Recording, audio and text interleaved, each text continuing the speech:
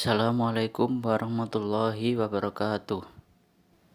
Alhamdulillahirrahmanirrahim. Kali ini kita akan melanjutkan materi pendidikan kewarganegaraan dengan tema memaknai hukum peraturan perundang-undangan Negara Republik Indonesia pada kelompok manusia yang hidup di dalam suku, bangsa, dan negara. Pasti ada nilai-nilai hukum yang mengikat dan harus dipatuhi oleh warganya. Maka di dalam kehidupan bernegara, hukum menjadi alat untuk menciptakan ketertiban dan keadilan. Suatu masyarakat atau negara jika tidak menerapkan hukum, maka kehidupannya akan kacau, bahkan hancur. Lalu bagaimana proses membuat hukum di negara kita Indonesia? Mari kita simak ulasan berikut ini. Kita mulai dari makna tata urutan hukum. Peraturan perundang-undangan nasional menurut Undang-Undang Nomor 12 Tahun 2011 memiliki pengertian peraturan tertulis yang memuat norma hukum yang mengikat secara umum dan tidak dibentuk atau ditetapkan oleh lembaga negara atau pejabat yang berwenang melalui prosedur yang ditetapkan di dalam peraturan perundang-undangan. Tata urutan peraturan perundang-undangan di Indonesia. Kita mulai dari jenis dan hierarki peraturan perundang-undangan di Indonesia. Sesuai pasal 77 Undang-Undang Nomor 12 Tahun 2011 mengenai pembentukan perundang-undangan terdiri atas 1. Undang-Undang Dasar Negara Republik Indonesia tahun 1945. Yang kedua, ketetapan MPR. Yang ketiga, undang-undang atau peraturan pemerintah sebagai pengganti undang-undang. Yang keempat, peraturan pemerintah. Kelima, peraturan presiden. Yang keenam, peraturan daerah provinsi. Ketujuh, peraturan daerah kabupaten atau kota. Selanjutnya, proses penyusunan peraturan perundang-undangan. Kita ingat-ingat dulu mengenai Undang-Undang Dasar Negara Republik Indonesia tahun 1945. Di dalam sejarah UUD 45 disusun oleh BPU PKI atau Badan Penyelidik Usaha Persiapan Kemerdekaan Indonesia dan ditetapkan oleh PPKI atau Panitia Persiapan Kemerdekaan Indonesia pada tanggal 18 Agustus 1945. Selanjutnya, di dalam hukum peraturan perundang-undangan di Indonesia, hanya MPR atau Majelis Permusyawaratan Rakyatlah yang berwenang mengubah dan menetapkan Undang-Undang Dasar sesuai amanat pasal 3 ayat 1. Perubahan terhadap Undang-Undang Dasar 45 sudah dilakukan sebanyak 4 kali perubahan atau amandemen. Perubahan ini dilakukan sebagai jawaban atas tuntutan reformasi di dalam sistem pemerintahan di Indonesia yang presidensil atau suatu pemerintahan yang dipimpin oleh presiden. Nah, tata cara perubahan UUD ditegaskan di dalam pasal 37 secara singkat sebagai berikut. Yang pertama, usul perubahan pasal-pasal diajukan oleh sekurang-kurangnya sepertiga dari jumlah anggota MPR. Yang kedua, sidang MPR untuk mengubah pasal-pasal.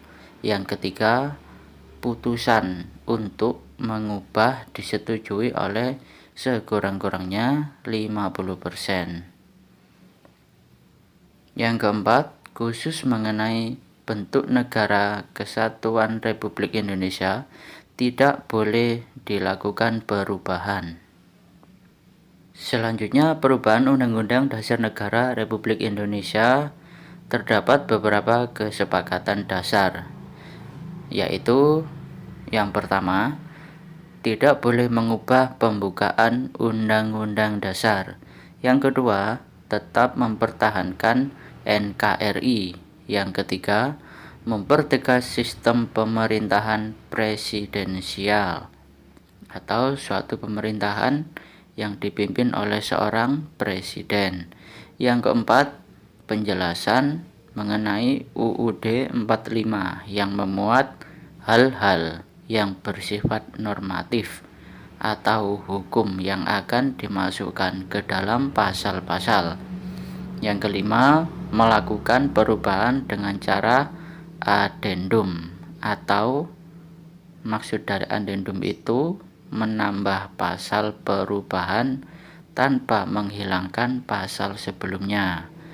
Yang keenam, tujuan perubahan bersifat adendum untuk kepentingan bukti sejarah. Jadi, proses penyusunan peraturan perundang-undangan ini yang pertama diawali dari Undang-Undang Dasar Negara Republik Indonesia. Yang kedua, dilanjut pada ketetapan Majelis Permusyawaratan Rakyat.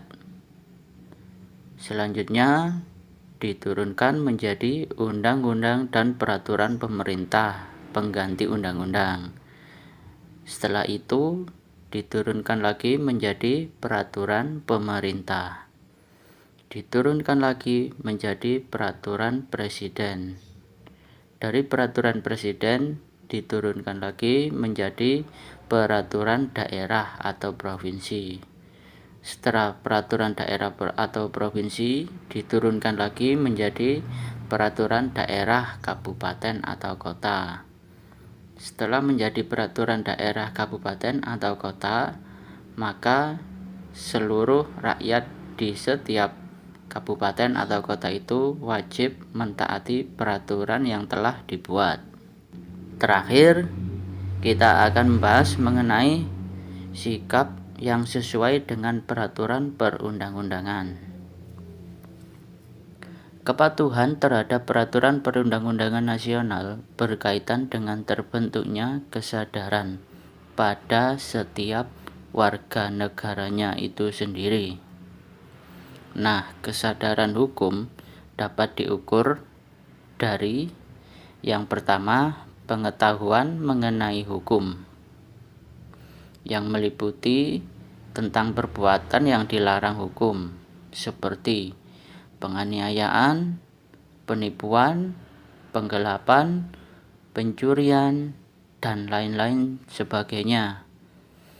Yang kedua, pemahaman mengenai kaidah-kaidah hukum.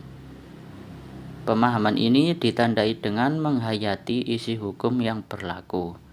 Contoh seperti tujuan hukum yang mewujudkan ketertiban dan keamanan bersama. Yang ketiga, sikap terhadap norma hukum.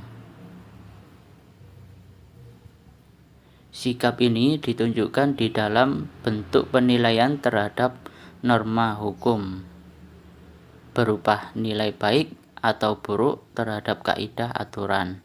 Contoh, pencurian itu termasuk di dalam perbuatan yang tercela karena merugikan orang lain.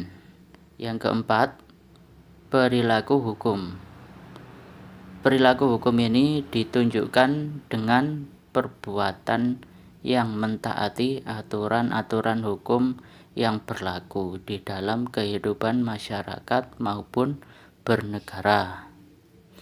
Yang terakhir, jangan meninggalkan nilai-nilai keagamaan, kemanusiaan, serta kebudayaan atau yang kita kenal sebagai kearifan lokal.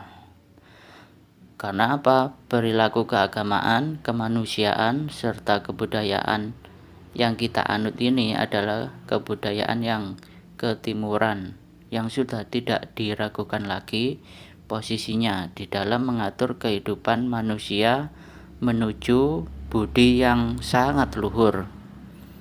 Oleh karenanya, jangan sekali-kali atau jangan malu atau meninggalkan hal ini, karena sudah terlalu banyak bukti di era sekarang banyak manusia yang hidup tanpa memperhatikan agama, kemanusiaan, serta kebudayaan.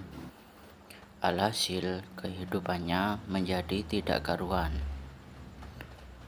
Untuk lebih lengkapnya, silakan kalian belajar lagi dengan sumber apapun, dari manapun yang berhubungan dengan materi ini. Jika ada pertanyaan, silahkan tulis di kolom komentar video saya ini. Akhirul kalam, wassalamualaikum warahmatullahi wabarakatuh.